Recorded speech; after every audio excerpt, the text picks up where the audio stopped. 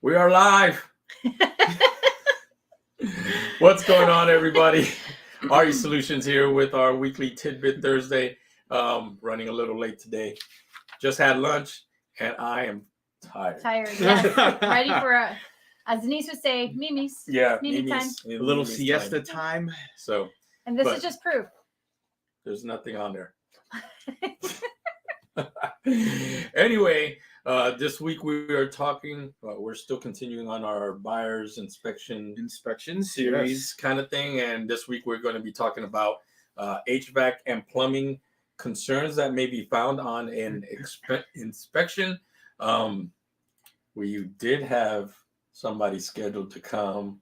Unfortunately, they're busy at this time of year, and so we're not able to make it. So we're going to be your experts. Yeah, we're going to let you know some of the things that we've seen on inspection reports, common plumbing and HVAC stuff. So stay tuned.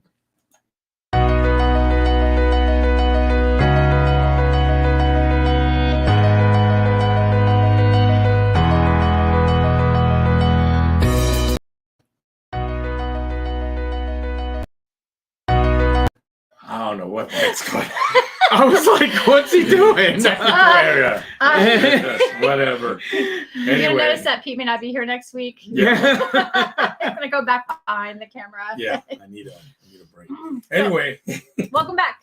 It's really important. It's one of the most important things you can do when you're making a big investment like purchasing a home is to have it inspected. Mm-hmm. So you know everything that's going on in the home, and when you're buying new or used homes, there's going to be things in there that aren't perfect. There is no such thing as a perfect home.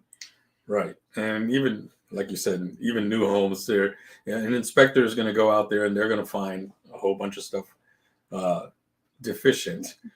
They call it deficient.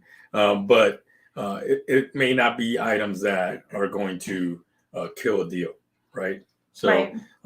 I know a lot of home buyers, they get scared when they start seeing a 40, 50 page inspection report.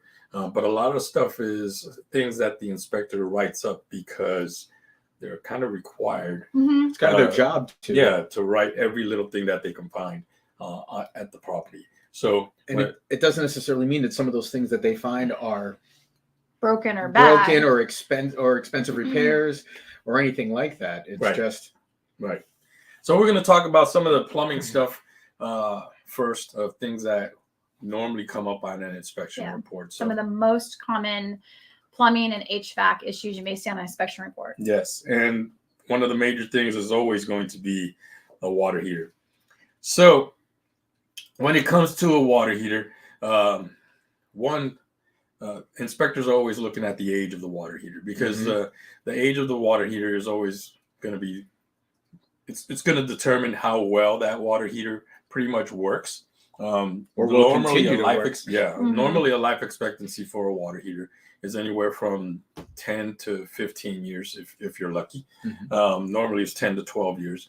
But when it comes to water heaters, they're looking at basically how hot does the water get, right? Depending on what the temperature is. And when it comes to the age of the water heater,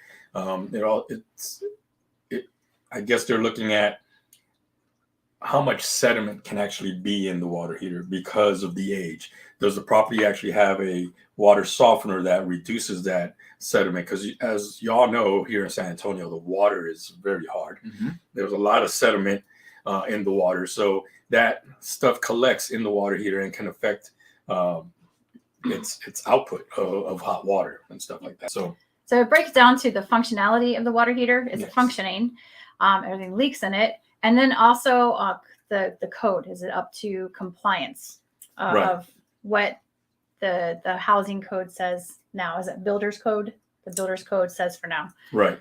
And it's depending on when that hot water heater, that water heater was actually put in, right? One of the code items right now is an expansion tank, which we'll talk about a little bit more later on. But an expansion tank is an additional tank that's put on top of the water heater to prevent just the pressure buildup in the water heater and leaks and stuff like that. But that's newer code. And I say newer code because it's been around for like 10 years. Yeah. 10 years. I think it started becoming required about 5 years ago. Yeah. So a lot of the properties may not have a water heater with an expansion tank on it. Now they're going to write it up saying that it doesn't have one. Does it mean that you have to actually have one put on? Not necessarily. If the water heater is still working, then it's fine. But know that once the water heater stops working in the future and you get a plumber out there, the plumber is going to have to bring that water heater up to code. Yes. That means that they're going to add that expansion tank. They're going to add a drain pan if it doesn't have a drain pan. They're going to make sure that the drain is draining outside the property, things of that nature. That those minor things that an inspector might catch at that time doesn't necessarily mean that they can't use the water heater, basically. Right. So, and those are important things to consider because, you know, that's a cost that you may absorb later down the road. Right. As opposed to now. Exactly. So another thing on the water heater, obviously, is going to be the gas water heater. So when it comes to plumbing, a plumber is the vendor that actually deals with any gas items in a home. So when it comes to water heater, when it comes to a fireplace, when it comes to gas stoves and stuff like that, if there needs to be work done on a gas line, you're going to have a plumber out there. On a water heater, what you see here is the gas line being hooked up to the thermostat, and that pipe that comes down at the bottom is actually called a sediment trap. And that's basically to catch any sediments that are in the gas line before it actually goes into the water heater. So, and it's a newer, it's not new, but it's newer code, kind of like along the lines of those expansion tanks. So older homes that have older water heaters in them are going to probably be missing that sediment trap. Yes. So, but is it a big deal? Is it going to stop a sale?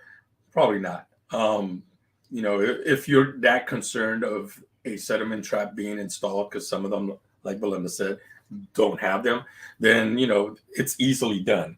But know that it's going to be a plumber that's going to go out there and actually do it. You can't get like a general handyman out there to take care of it. The piece itself is really cheap. It's paying a professional to go in there and exactly.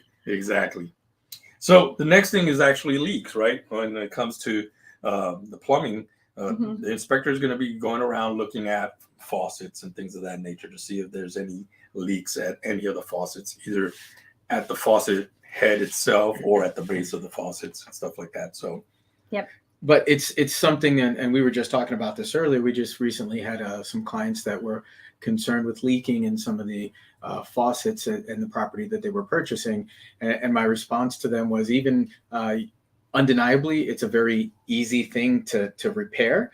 But even if you don't feel you have that understanding of how to replace a faucet on your own, you don't need a plumber for this one. You can call a handyman, go to Lowe's and purchase whatever faucet, you know, fits that sink that you like, and get it installed easily for a very reasonable price. Right. And that's one thing, right? Buyers, of course, you can ask the seller to actually go ahead and repair these leaking faucets or stuff, and it's pretty cheap to repair. But me personally, if I was purchasing a house and there were leaking faucets, I want to repair it myself, because I want to replace it with an item that I want to put on, right? A faucet that I like, kind of thing. So there's that, and in this market, people are afraid to ask for something that may be minor, right? Because there's 5 other deals behind them that exactly. So that does make it a little tricky, because in the past, leaky faucets were definitely on the list of, hey, we're going to ask the seller to repair that because, you know, it's leaking. Yes. One thing that actually comes up quite a bit in an inspection report is the shower diverter. And a lot of people hear that and they're like, oh my gosh, what is that? That's the shower diverter. It's the little thing that's on the bathtub faucet, and basically you pull it up and it turns on your shower. Sometimes this item gets stuck due to just individuals not using it as much, due to calcium buildup, due to whatever. and it just needs to be either loosened up, sprayed down with some WD-40 or something. Very rarely do you have to actually replace the actual faucet just because of the diverter. But a lot of people hear that word because it sounds so technical, and they get scared that their shower is not going to work. Very, very common in the inspection, very common in older homes too, because they just get stuck. I know. So- I think we used to have one that you would pull it up and it wouldn't do anything. Just come back down. Right. We had to pull it up and actually hold it for a while. Oh, to allow it to, yes, like- yes. But even then, it still worked, and we were able to, eventually we got it repaired. But as I recall, we were young airmen at the time, not making a lot of money, and even then, I was really happy when we called a handyman and he came and swapped it out for $50 at the time. It's pretty cheap. So it was It's just pretty like, cheap oh. if they- and know that it's the water pressure that holds that thing up, right? So Mhm. if you try pulling it up and expect it to stay up, it's not going to. The water has to actually be on, and then once the water is on and you pull it up, the water pressure is what holds that in place. So Yeah. Um, Which question? no, Go ahead. What were you gonna say? I was about to say which leads us on to the next, but that's actually a couple ones down. So never mind. Another thing that's usually on the inspection reports is the anti-siphon valve. It is that little itty bitty piece that is normally on a hose bib. Basically, this is so that dirty water doesn't go back into your pipes when you're using the hoses and stuff like that. 9 times out of 10, they're not going to be on the properties. Yeah, especially the properties older than like 10 years, Yeah. like Newer properties, they'll have them, and it's like a $5 piece at Lowe's or Home Depot, and it basically just gets screwed on, just like your water hose kind of thing. It just gets screwed on at the end. A lot of people just take it off because they think that it reduces the pressure on their hose, and it does somewhat, but yeah, not enough for all that. Right. Right. So, but that's another thing, anti-siphon valve. You'll see that on the reports, and people get scared. I know it sounds so Yes. so it is an important piece of an important tool, Right. I guess, but nothing to go crying about and breaking a deal over. The next thing is the water pressure. Yes. Now this is a big thing, though. Yeah. I've seen these on a lot of reports lately, and I wonder if it has something to do coming from the source, or is it just happens to be that I have a bunch of homes? Are you blaming sauce? Well, No. there is something to be No. said, though. There is something to be said with saws and their water pressure, and does it need to be replaced at the I don't- main? Yeah. At the main. Mm. So there is something. I'm not wearing my tinfoil hat So- today, so I'll stop. So every community obviously has a different water pressure. Now, the water pressures normally should be between 40 and 60 psi, and the most communities will have a water main with a pressure regulator valve or PRV valve by the water main. This basically regulates the pressure going to your house, so you don't have too much pressure or not enough pressure. Yeah. But it's dependent, because some older communities don't even have PRV valves on their properties because their pressure is fine. Now, So there's something to be said about too much. yes, Everybody wants that heavy pressure because they think it's better, right. right? That heavy pressure can actually lead to leaking pipes within your walls and blown out valves and major leaks throughout your property just because the pressure was too high. You really would like to keep it in that balanced range so you get longevity out of the plumbing in your house. Yes. Yep. Yes.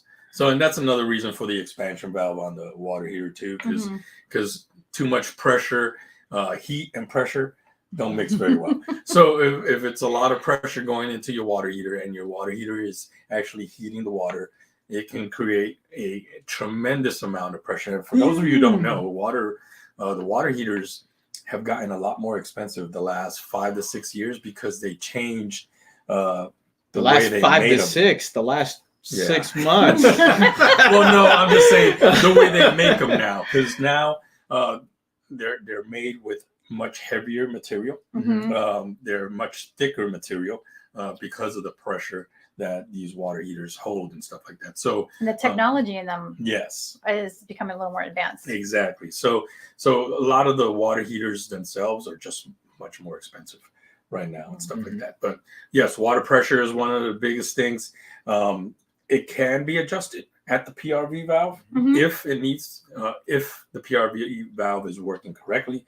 If not, then the PRV valve may need to be replaced, and that It's depends. a couple $100 because we just went through this. It's Yes. not, and that's including the labor to have it replaced. So it's not too yeah. bad. It's depending on where the PRV valve is, though, because if That's it's true.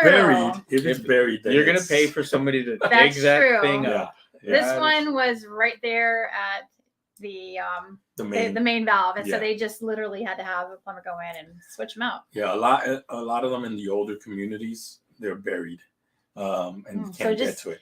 Keep that in mind. I It'll guess. be. Oh, I it'll mean, be you like can $300 get to to it. $500. But it's yeah. So you'll be excavating a little bit.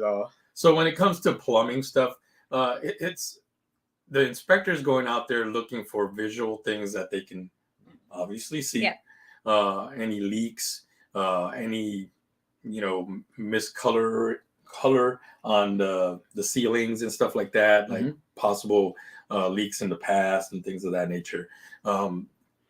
They're not going to do a complete check of all the pipes, right? Yeah. It's usually extra if you want them to do what is it called? Where they Anything do a pressure more. check in the pipes. Yeah, I forgot the name. Or if you want them to run a camera down the pipes, an older home that may be very warranted, but it does Right. cost extra for them to. Exactly. So when it comes to the drains and things of that nature, that's usually extra. But of course, they're running all the water fixtures and stuff like that. They're running the sinks, tubs, and showers. They're looking for slow drains on the sinks and stuff like that. And they will write that up if there's a slow drain. A lot of times that's probably because there's hair in the drains and stuff like that. So very, very small common stuff that not necessarily needs a plumber to go out there. If you're a handy person as a buyer, you can probably take care of a lot of the stuff yourself. So the next thing is going to be HVAC. HVAC is normally a big thing, especially here in San Antonio, obviously with the San Antonio heat. For all us people that really aren't savvy with that, what's the HVAC? HVAC, it's a heating, ventilation, and air conditioning. That's HVAC. Woo! She was trying to test me. No, but heating, ventilation, and air conditioning. Yeah. Obviously, it's twofold. It's for your AC and it's for your heating. Normally, here in San Antonio, everything is pretty much central air, which does your AC and your heating together. There are some properties, obviously, that do not have central air. They may have a separate AC unit, or mini splits are new things now that are coming out. Well. And mini splits normally are AC and heat, but they use a different type of system for heating and stuff like that. So normally, as a buyer, you do want to try to get the AC system at least serviced, right? Yeah. Ask for that, just so that an AC person can go out there and actually check the whole unit and stuff like that. Lay eyes on it, let you know. Because an AC unit can be expensive. Plus, we always advise our sellers and our owners for the property management that you should have it serviced at least 2 times a year. Minimum. Yes. And if you have a receipt it's been serviced in the last 6 months, usually that will kind of quell any kind of concerns, especially when you see a picture like this. Yes. And the inspectors will take a picture and show you what the filter looks like. And we've seen some interesting looking ones. From a property management standpoint, I'm charging you or fining you for that one on the left. That's ridiculous. So a lot of these filters out there, obviously there's different types of filters. There's the cheaper ones that allow a lot more air to go through but don't catch as much particles, and then there's a lot heavier ones, expensive ones that supposedly catch every little thing. Normally, talking to an AC vendor, you want to go middle of the road. You don't want to go with an AC filter that's too thick, because it starts constricting the air coming in, especially when it starts getting dirty. normally when these AC filters, they'll say that you can use them for up to 3 months, but if you're going to use them for 3 months, you're probably not living in the property, because in normal use of a property, you probably have to check that filter every month, if not replace it every month, just to make sure that your unit is running correctly. Because a lot of the major issues that happen to a unit is because of a dirty AC filter. It kind of is like a domino effect. Yes. You know? Yes, because it's not just because the dirt is getting into the system, because it's a dirty air filter. It's just constricting air from getting into the air filter, which makes all the items in the unit actually work harder. And that's when doesn't it like help build up condensation too if it can't airflow, which causes other issues. Other issues, which can actually freeze up a unit, which can do all kinds of stuff. So AC filters are one of the things that inspectors are looking at when they're looking at the HVAC system. Now, once again, these are inspectors; they're not HVAC technicians, so they're not going to be going into your HVAC looking at all the coils and things of that nature. They're just looking at some specific items that they can visually see right there and let you know if we should get an HVAC person out there to take a look at it. It's almost like this is the first clue if there's a potential issues, you know, but it's not necessarily a deal breaker. Right, exactly. The other thing would be condensation drains, which are the PVC pipes that you see here. Basically, those are, if they're clogged, that can be an indication that there's something wrong with the unit. If you see a drain pan like this that's full of rust, that means that obviously there's condensation from the secondary drain. At one time, at least at one time, there was water in that pan. Right. So once again, the best thing to do is to get it checked out by an HVAC person. And believe it or not, those tubes, they can clog pretty easily, especially in San Antonio, because stuff will start to grow in there, like, you know, algae, mildew and everything, and clog it right back up. Yes. And normally those have to be cleaned out at least once, twice a year, especially during the summer months and stuff like that. And it's falling under that service bit. Yeah, exactly. So next thing is, I love the lean on that.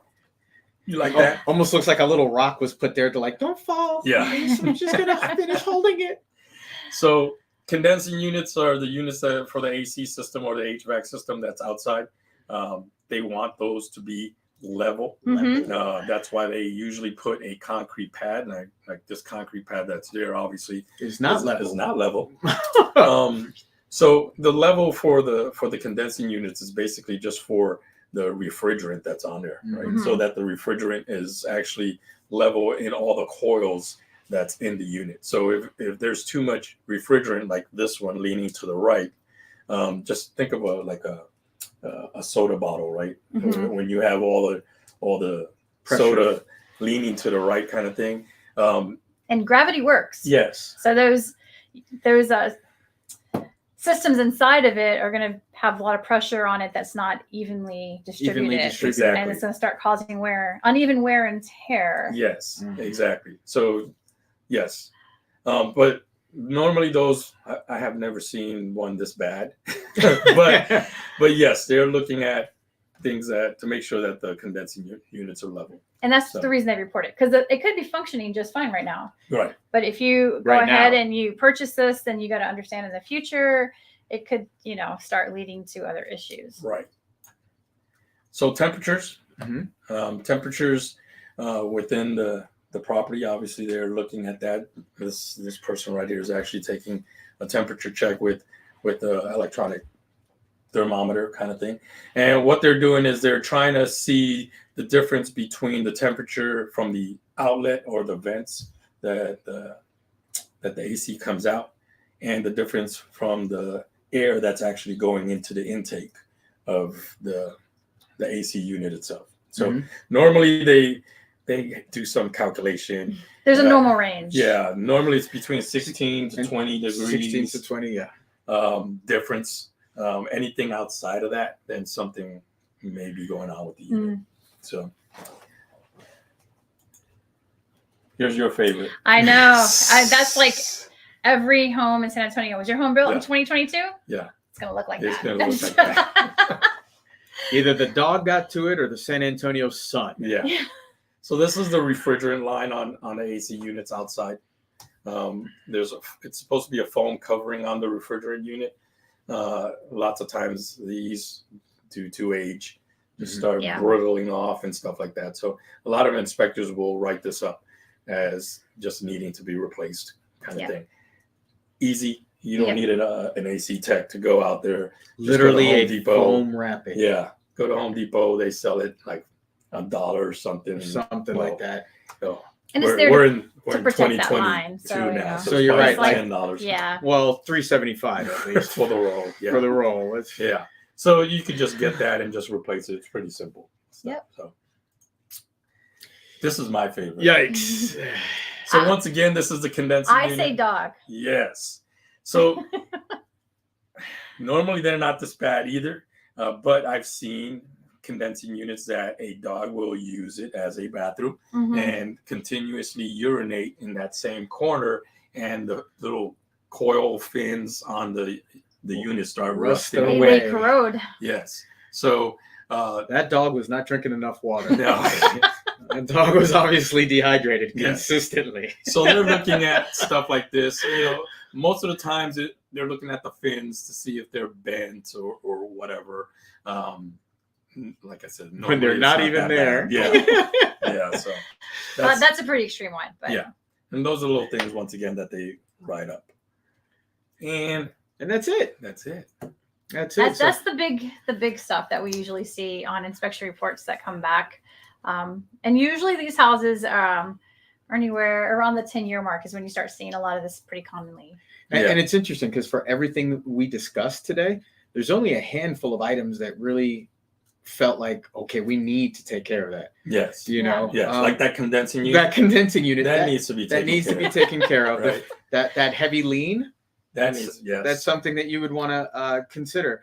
I wouldn't want to consider the anti-siphon. I would tell my buyers, don't worry about the leaky faucets. But let's. But we gotta say, we are not HVAC technicians. No, we are not plumbers. We got to throw that legality out there. Yeah. Ultimately, it is up to the buyer what is acceptable and not acceptable. Right. However, in order to keep the deal and not lose the deal, there are certain items that this is your dream home. Yes. Don't let that's the biggest thing, right? Siphon Don't ruin get scared right. About the inspection report. It's working with a good realtor. They're going to walk you through it.